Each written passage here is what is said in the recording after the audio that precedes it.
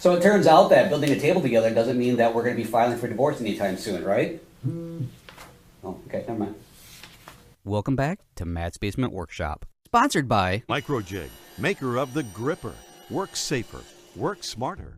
and by Centipede Tool, manufacturer of the Centipede Portable Work System, the ultimate in portable work support. For more information, visit centipedetool.com.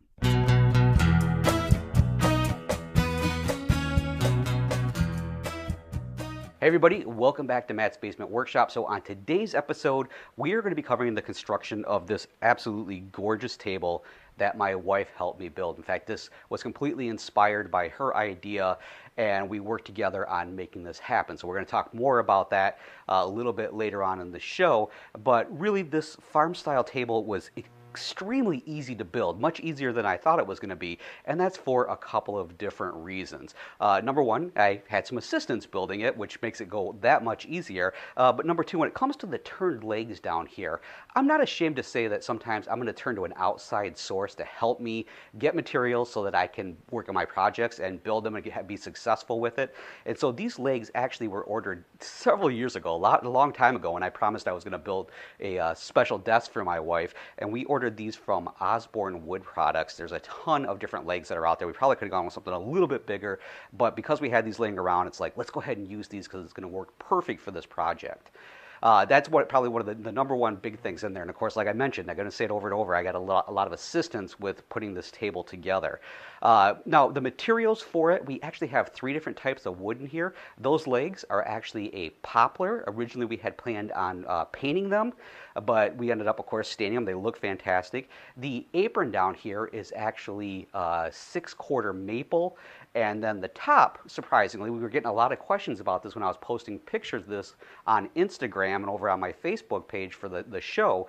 A lot of people were asking, like, is that barnwood? Is that some sort of rustic maple? What is this? And to be quite honest with you, because you're going to see it anyways, this actually turns out to be just simply number 2 common utility boards that we picked up at a local home center. It took a little while to kind of sort through the stack, find ones that were nice and flat, and more importantly for my wife, having the characteristic of something like a barnwood, but at the same time for me, double checking to make sure that they were structurally stable.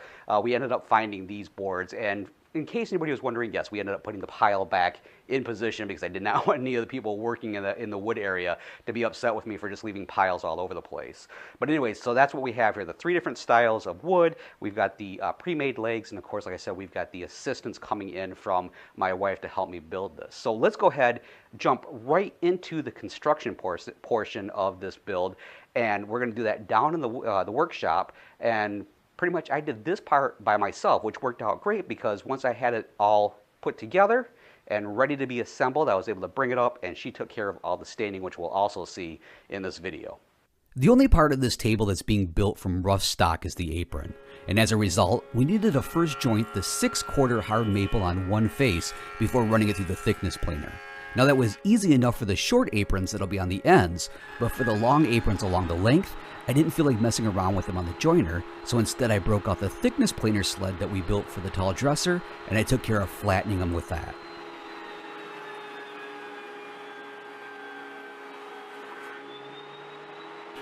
Once that first face was nice and flat, I just simply flipped them over and ran them under the cutter head, and I did both the long and the short aprons at the same time to get them to the same final dimension. The next task is to rip the aprons to width, and we're going to do this over at the table saw. So I first need to true up one edge square with the flat faces. For the short aprons, this is a rather easy task to do on the joiner, but for these longer ones, I decided to take the thickness planer sled and convert it into a bit of a ripping sled.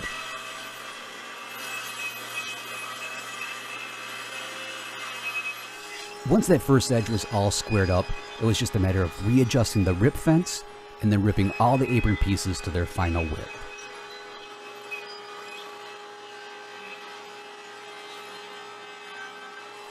At this point, the only dimension left to cut is the length, so it's a trip over to the miter saw to make quick work of it. And we'll start first by squaring up one end, then we're to flip it end for end to keep the same edge against the miter saw fence, measure it to length, take our square, scribe a line, and then we're going to make that final cut.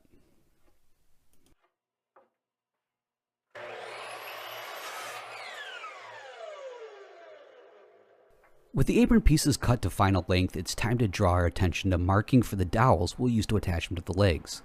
I start by locating the center of the thickness of the apron pieces, adjust my marking gauge to that dimension, and then scribe the line. Then using this small jig that I made to help me line up the dowels on all the mating pieces, I line up all the pencil marks, and then I grab my drill to start marking where I need to sink the holes for the dowels. I only need to drill a little way in to get started. Once I'm all set, I'll then remove the jig, and then I'll carefully complete the drilling action to the desired depth.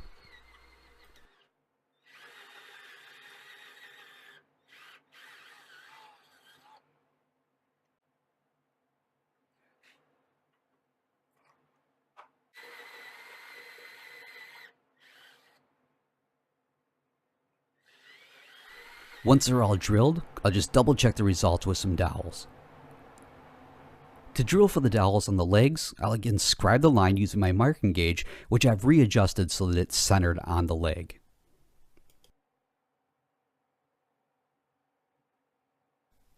And just like we did previously, we'll grab the jig, line up the lines, and this time, rather than using the drill bit in the drill immediately, I took it out and I'm going to use it by hand to leave a mark so I know exactly where to start drilling.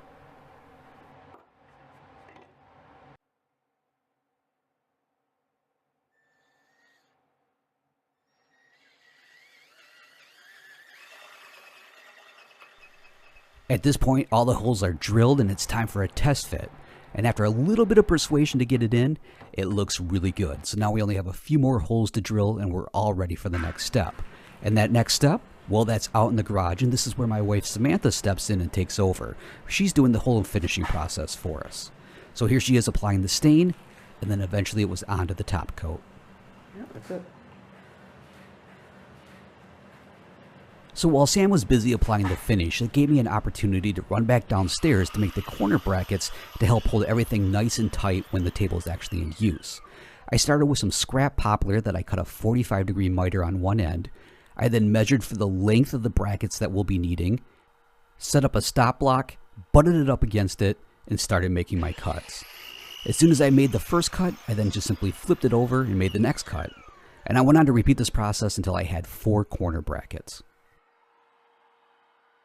From here I headed over to the drill press to drill the angled cuts I'll need to secure it in place.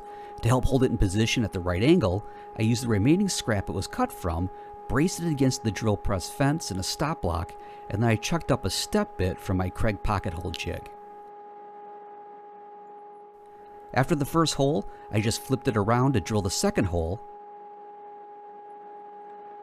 and then eventually I readjusted the fence so I could move it over to line it up for the next set of holes and repeat the entire process. While I'm here, I also want to drill for the hanger bolts we'll drive into the edge of the leg when the bracket is in place. This is easy to do once we swap out the drill bits and readjust the scrap poplar to hold it in position for this configuration. Once all the finishing was completed, it's time to start assembling, and Samantha's going to do most of this part of the job. So she starts by first squeezing glue into the holes on the legs for the dowels. Then doing the same thing with the short aprons, and then finally inserting the dowels. And then with a little help from yours truly, she gets the joints lined up and starts to bring everything together. She then clamps the first set of legs and short apron together, and eventually she'll go on to repeat the process with the other set. Once both sets have had time to dry, it's out of the clamps, and then she'll repeat it all over again to finish assembling the long aprons in place. Now these ones need a little more persuasion to fall into position, but once they're fully seated, it's then just a matter of applying some clamping pressure with the band clamps. And of course, there's a little finessing to get everything lined up, but eventually they're ready to set aside and dry.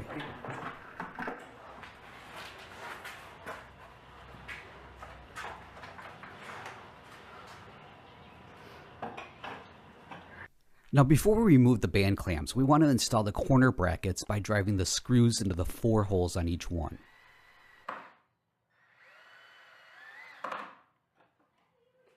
Once they're secured in position, I can come back with a drill bit that's sized for the hanger bolts and drill straight on through the hole that we drilled earlier on the drill press. As it turned out, doing it this way made it much easier to insert the hanger bolt and then screw it in position. And as soon as it was securely in place, I then came back, removed the nuts, I then added a washer, and then I reattached the nuts securely in place with just a few turns. So at this point, this leg joint is about as solid as it's ever going to be.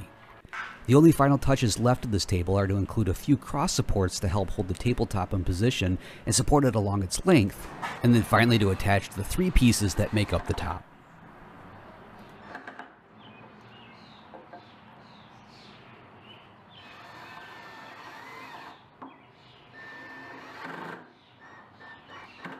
And that's all there really is to the construction of this absolutely gorgeous farm-style table. Again, kudos to my wife for one, coming up with the idea, and number 2, and maybe more importantly, helping me construct this so we could get it done in a timely manner, and taking the burden, and by burden I mean the things I don't like to do, off of my hands and doing the finishing process for me, and even to some degree the assembling process. That part's not so bad, but when it comes to the finishing, I hate it. I cannot stand it. So again, huge thank you to her for taking that off my hands.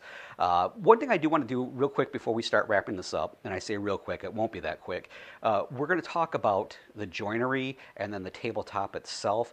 I know a lot of people are going to be asking, why did you go with something like dowel joinery? Why did you not go with something more traditional, say a mortise and tenon joint? And to be quite honest with you, dowel joinery is actually something that's rather traditional when it comes to putting together table aprons to table legs. They work fantastic, they're easy to use, and especially on these long apron pieces here, which are somewhere around 7 feet in length, 6 feet, 7 feet in length. That could be very daunting to create a mortise and tenon on it the right way. There's several different ways we could do it, but for certain, it could really, it could become very daunting. It could be rather difficult, but doing the dowels made it a lot easier.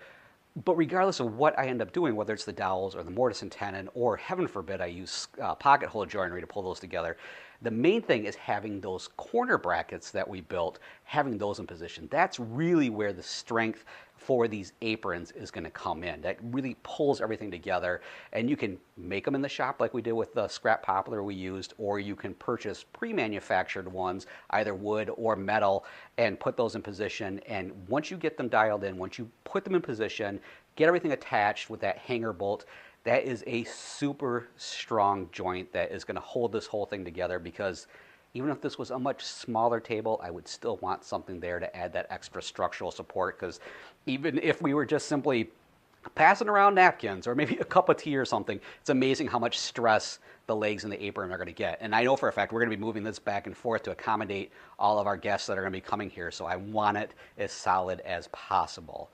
Another thing that I want to mention in here is when it comes to the tabletop itself. So these, again, just in case you missed it earlier, these are basically number 2 common pine boards that we picked up from the home center.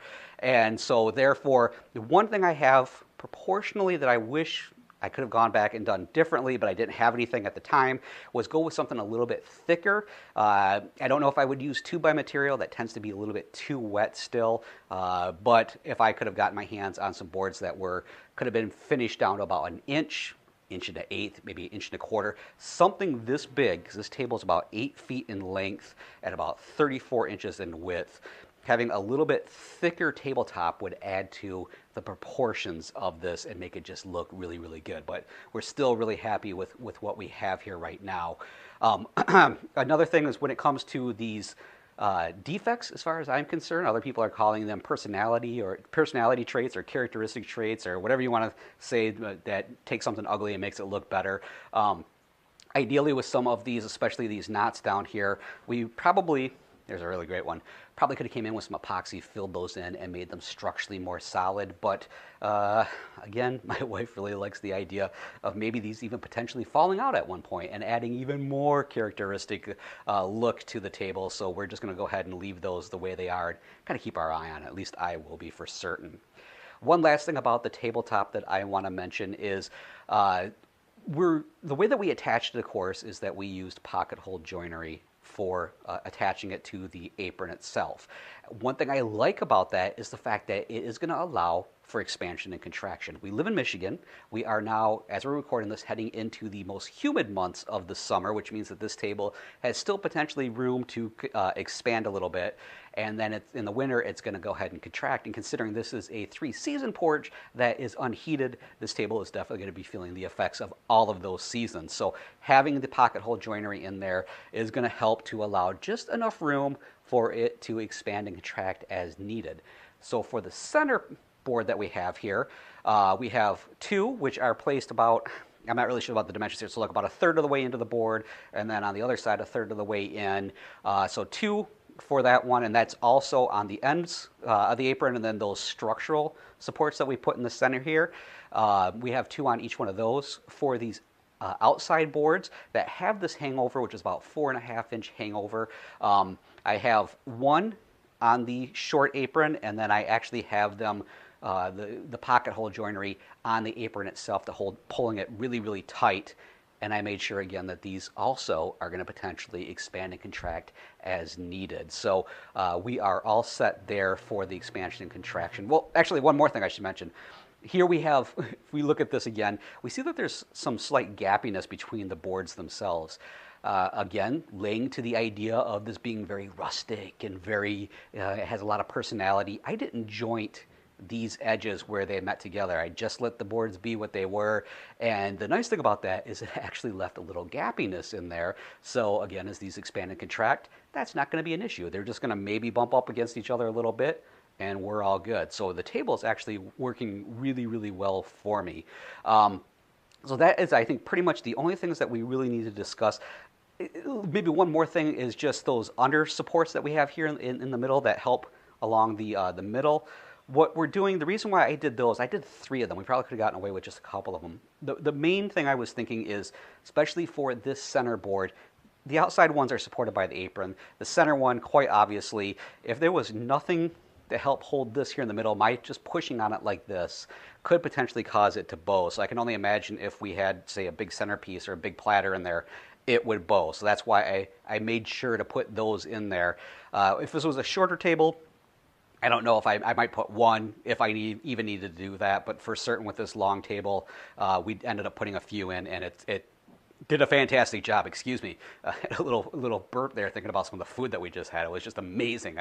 Gastronomy is awesome. So anyways, though, if you have any comments, questions, suggestions, I love hearing from all of you. You can email me at mattsbasementworkshop@gmail.com. And if you want to leave a comment in the show notes for today's episode, you can do that over at the website at mattsbasementworkshop.com. And of course, if you're watching this over at YouTube, you can leave a comment over there. So until the next time, I will be talking to all of you soon. And who knows, maybe by then I'll have been out here a couple more times having an amazing brunch or dinner or whatever we're going to do out here. Until then, straight grains and sharp blades. Take care, everybody. Thanks for watching. For more information on topics discussed in this episode, visit mattsbasementworkshop.com. Also, please consider becoming a patron of Matt's Basement Workshop. Get early access to new To start on creative woodworking, get Woodworking for Beginners by Rogue or Orm. Or visit the website in the description box below for more guidelines.